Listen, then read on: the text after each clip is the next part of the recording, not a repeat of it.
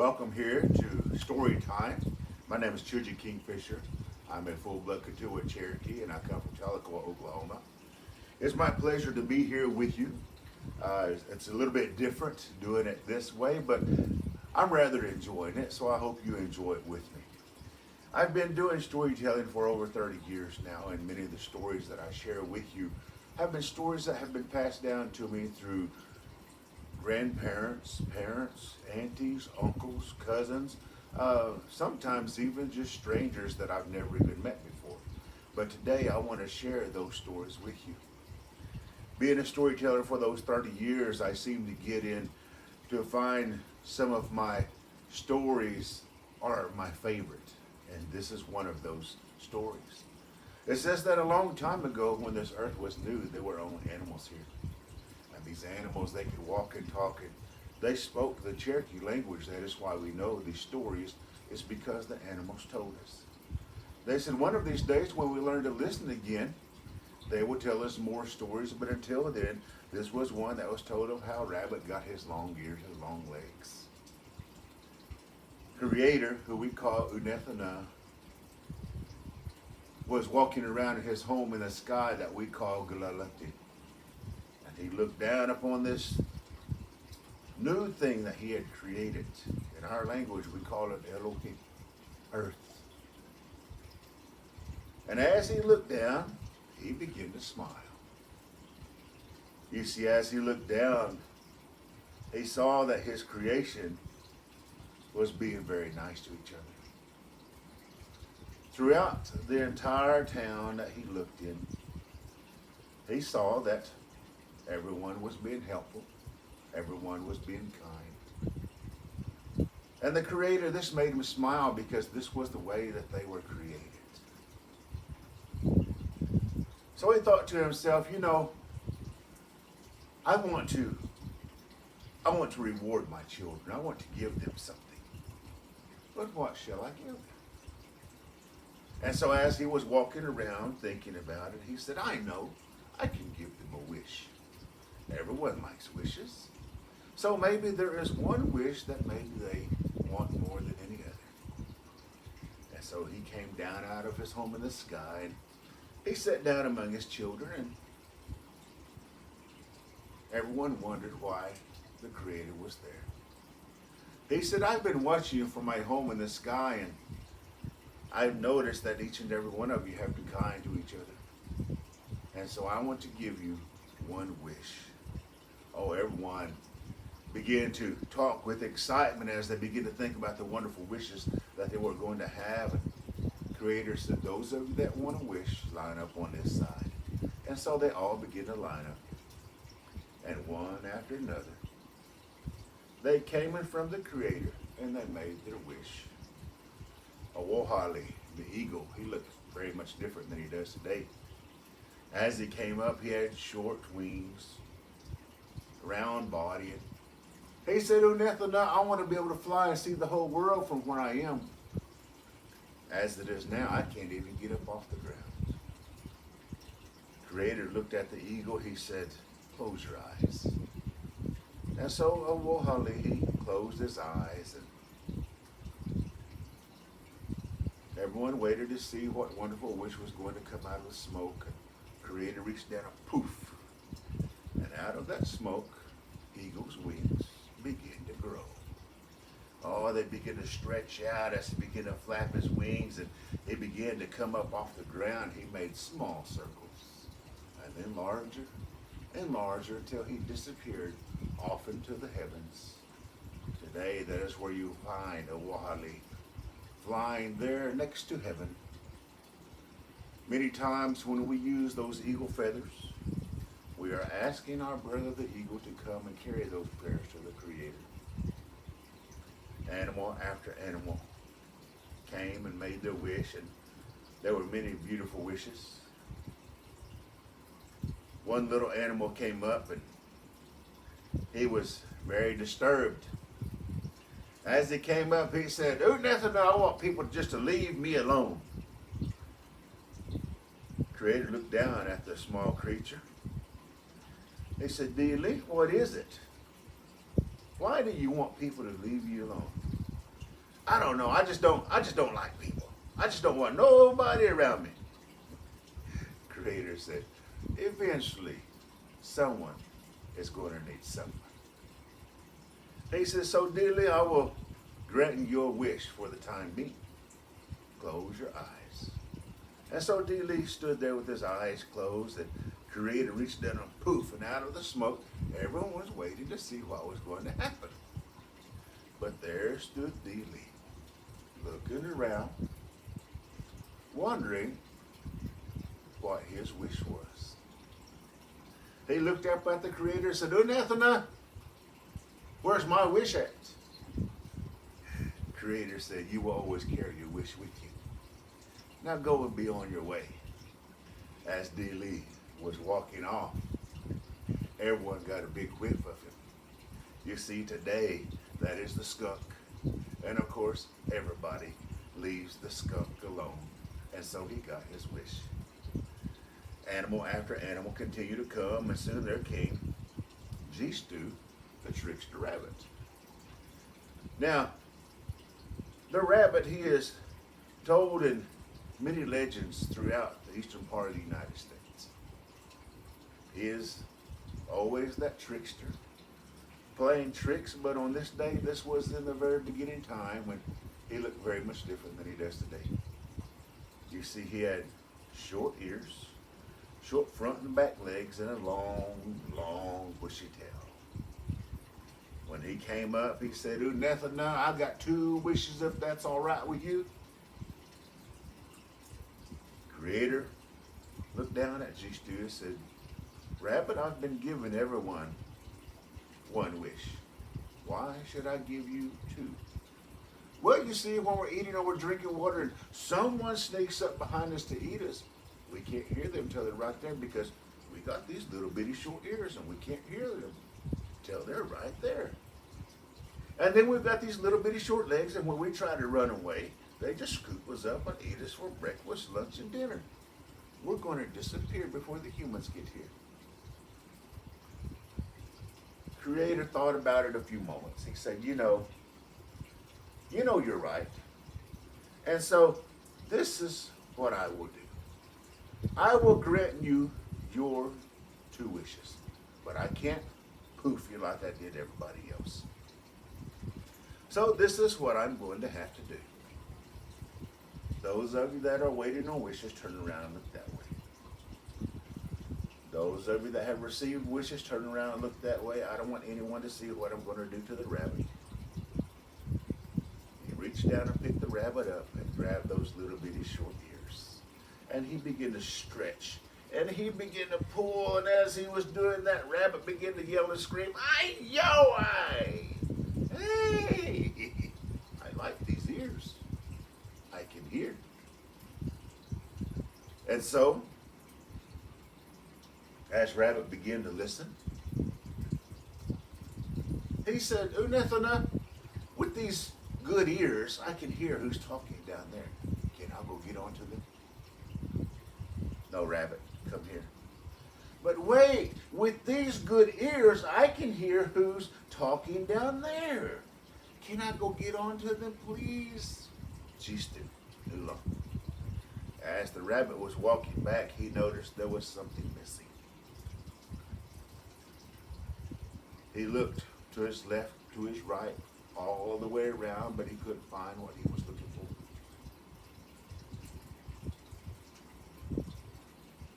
And so he stood there. He said, Unathana, I think you lost something. Creator said, Geez, what did I lose? I think you lost my tail. Creator, he began to laugh. He said, oh, geez, look behind you. And so the rabbit turned around to look, and to his amazement, he saw a cute little cottontail. You see, whenever Creator stretched those ears out, that big old long bushy tail went shoop, and the only thing left was the tip of that tail.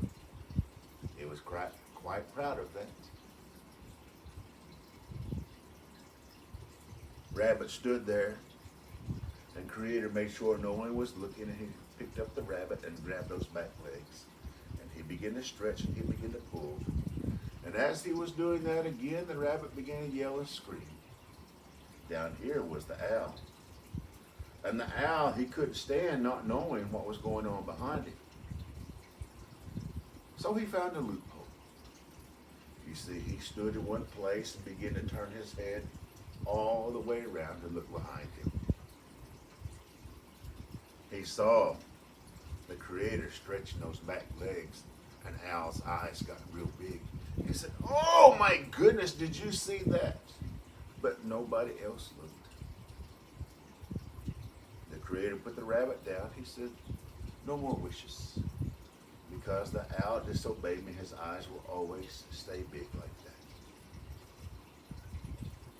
that." As the Creator started to go into the heavens, there stood the rabbit. Long ears, long back legs. "Oh, nothing, are you going to stretch my front legs, please?" And the Creator looked out across his children. He said, "When everyone in this world can learn to be nice to each other again, I will come and I will stretch your front legs." At least that's how the story was told to me. I brought with me some of my instruments, and many of you that have seen my program have seen many of my flutes, and I still cherish them today. I don't much consider myself a flute player. I'm a storyteller that knows how to play the flute. But when I play what I feel in my heart, what I feel in my mind, and many times just what I feel in the day. This flute right here is a woodpecker on the end. And the woodpecker was very important to us as Cherokee people. It was considered a bird of war as we tried to mimic his stealthiness, his quietness when attacking an enemy. But I want to tell you the very beginning story. It says that in that very beginning time, there were only animals, and soon the humans came. And in this one town, there lived an elder woman. No one ever knew what her family was, or even if she had any. But out beside her house, there was a huge orchard. That orchard had apple trees, plum, cherries, and so on and so forth. And every day she would go out and she would take the dead limbs and dead leaves off and take off the bugs, and all the while she was singing. You see, those were her babies. The quickest way to the swimming hole was through her trees. And many times a group of young people would be caught running through the trees, and the woman would come running out, throwing her hands up into the air. "Get away from my babies, you're going to kill my babies." And the young ones, they would run just that much faster, giggling and laughing. One day there was such a group of young boys, and as they were waiting, they were looking for the elder woman.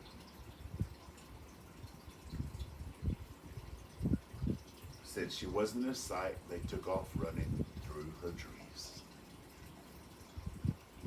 About halfway through, the elder woman came out of her house and she saw the young boys running through her trees. In elder woman fashion, she threw her hands up into the air. She said, "Get away from my babies. You're going to kill my babies." And the boys ran faster. Now this woman, she wore the same thing every day. She wore a white apron with a black dress underneath and a red kerchief on her head. And as she began to chase the boys, there was one young boy on the end that he paid particular attention to the elder woman. When they they got there to the swimming hole, they began to talk about it all, giggling and laughing. That night, as the young boy was speaking with his mother, he asked his mom, "Mom, why does she act like that?" The mother had no answers, other than to tell the young boy, "Pray for her."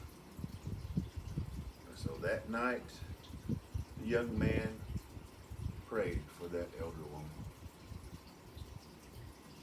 A few weeks later, this same group of young boys were waiting to see if the elder woman was around, and she wasn't in sight, so they took off running. And again, about halfway through, the elder woman came out of her home. She began to scream at the young boys, and the boys ran faster, but on this day it was going to be different.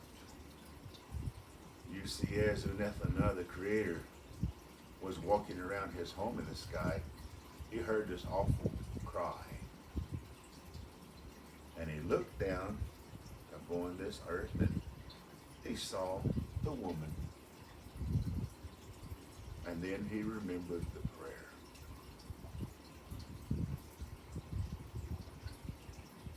The Creator, he shook his head. He said, "That is not how I want my children to act."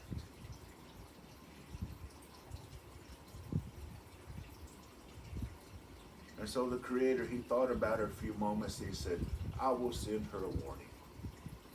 And if she will stop what she is doing, then I will turn her back into a human." The Creator pointed down, and the woman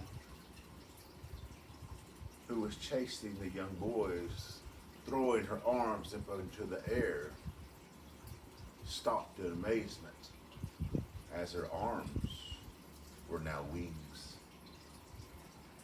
She knew that she had done something wrong, and so she turned to go back home. The Creator, he smiled, and he said, "Now maybe she has learned her lesson." But out of the corner of her eye, she saw the boys running through her trees. She turned and began to wave her wings into the air. "Get away from my babies! You're going to kill my babies!" And the Creator, he shook his head and he pointed again.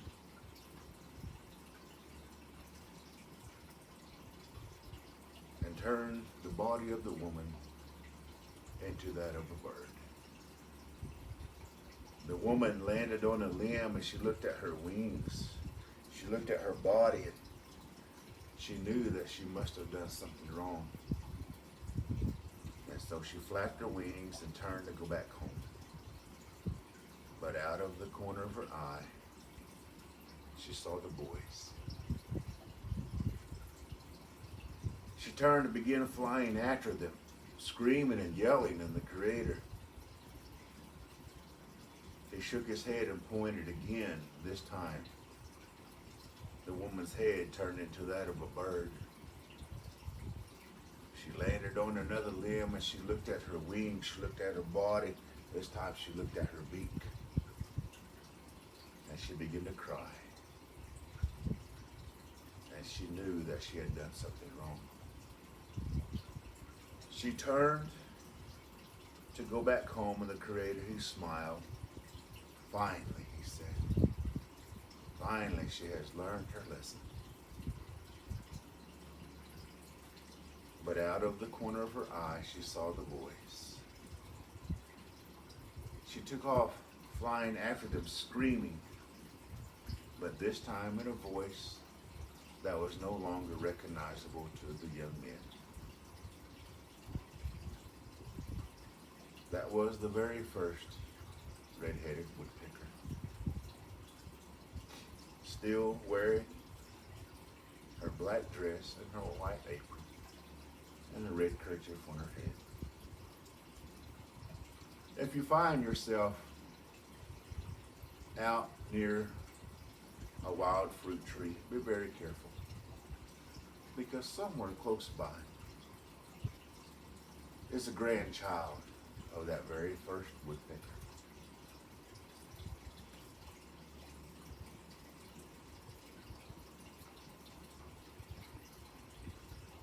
if you listen very carefully, you can see and you can hear that woodpecker singing. And if you get too close, that woodpecker will fly after you, just like the grandmother did, oh, those many years ago. At least that's the story that was told to me.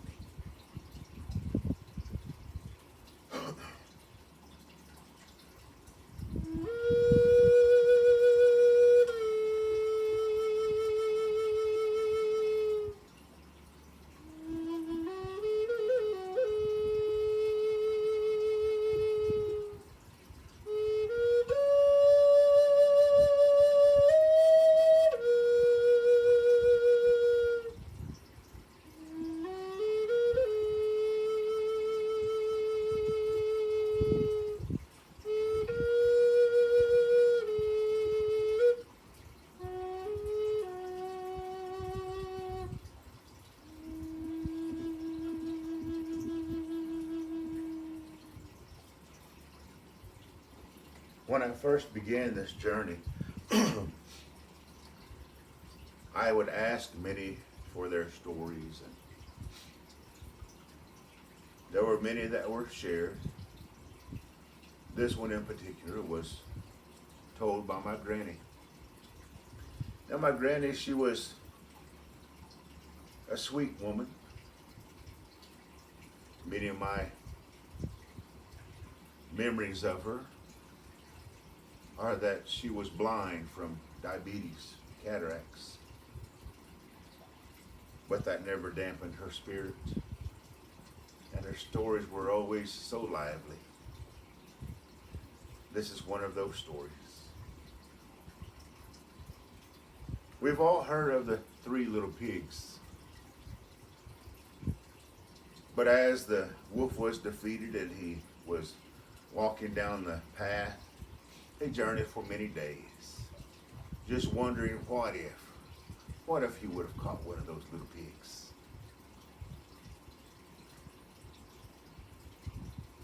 As he was feeling sorry for himself, he happened to look up, and there, down the path, there was a little pig. Hey, maybe I can gobble him up, thought the wolf. And so the wolf, he took off running, but the little pig had already seen him. And the little pig already knew what had happened with his 3 cousins down the road. And so the little pig ran into his house, closed the curtains, locked the door, and there he hid. As the wolf came to the door, he knocked on the door because he knew he had been found out. Said, little pig, I have come for a visit. But there was no answer. Little pig, I know you're there. I saw you. Little pig knew he had been found out, and so he said, Brother Wolf, what is it? What can I help you with today? The wolf said, oh, little brother, I am so hungry, and I thought that maybe you might help me out. Little pig was way ahead of the wolf. He said, Brother Wolf, I will indeed help you out. If you will look right there by the door, there is a bag of cherries. You can have all that you want. Oh, the wolf had been foiled before his plan even started. But the wolf took the cherries and went down the path and found a comfortable spot and began to eat. Later that day he came back. He said, little pig, those cherries were wonderful and I thank you for those cherries, but it was really wild potatoes that I wanted. So what do you say in the morning we go and dig wild potatoes? The little pig knew that all the wolf wanted to do was to get him out of his house and gobble him up. But the little pig was very smart. He said, Wolf, in the morning you meet me here. just as the sun is coming over the mountains, and we will go and we will dig wild potatoes. The wolf, he was very happy because tomorrow he was going to have bacon. As he took his cherries, he went on down the road and he waited. And the next morning, bright and early, there was the wolf knocking on the door of Little Pig. Little pig, it's time to go. Little Pig said, oh, Brother Wolf, I couldn't sleep when I got up early this morning. And I went and dug wild potatoes. There's your sack right outside the door. The wolf had been fooled again. But the wolf was determined. He said, oh, thank you for the potatoes, but what would really go good with potatoes would be fried apples. Hey, what do you say in the morning we go and we get some apples? Again, the little pig knew what was going on. And so he said, all right, in the morning, you be here bright and early, and we will go to the orchard and we will get apples. The wolf took his potatoes and he went down the road and he ate, thinking about tomorrow. The next morning when the wolf got up, he didn't even bother to go to the little pig's house. He went straight to the orchard, and there he saw, high in the tree, the little pig. The little pig was throwing down apples. And he watched as the little pig came down out of the tree, gathered the apples and threw them into a barrel. There were two, one for him and one for the wolf. The little pig saw the wolf and ran to the tree and climbed as high as he could. Here came the wolf. He said, oh, little pig, I knew that you would be here waiting on me. Little pig was trying to think up a great and wonderful plan. And so he began to throw the apples down. He said, wolf, you pick the apples up and put them in those barrels over there, and that way this will go by a lot quicker. So as the little pig began to throw the apples down, the wolf would pick up one and run to the barrel, come back and pick up another one. The little pig noticed this. And so he took an apple and he threw it to this side. And the wolf ran and got the apple and then ran to the barrel. He threw an apple to this side, ran and got the apple, ran to the barrel. The little pig had one apple left. With a mighty throw, he threw it across the field, and there went the wolf chasing that apple. The little pig jumped down out of the tree, ran to the empty barrel and jumped in and rolled down the hill. The wolf saw what was going on, turned and came back, knocked over the barrel with the apples in it and dumped out as many as he could, and he jumped in, and he too rolled down the hill, being beat up by the remaining apples in the barrel. When he got to the bottom, because the wolf was so much heavier, his barrel continued to roll. And when he finally struck a rock, the barrel shattered into all these pieces, and there lay the wolf, watching as the little pig hurried home. My granny used to tell me this story. She said, Choogie, if you ever find yourself in a situation, pray. He said, because prayer is always the best answer. And Unethanah, the Creator, will surely send an answer, just like he did to the little pig. At least that's the way my granny told me. I hope you enjoyed our story time today, and I look forward to another time. Until then, we will see you down the road. Bueno.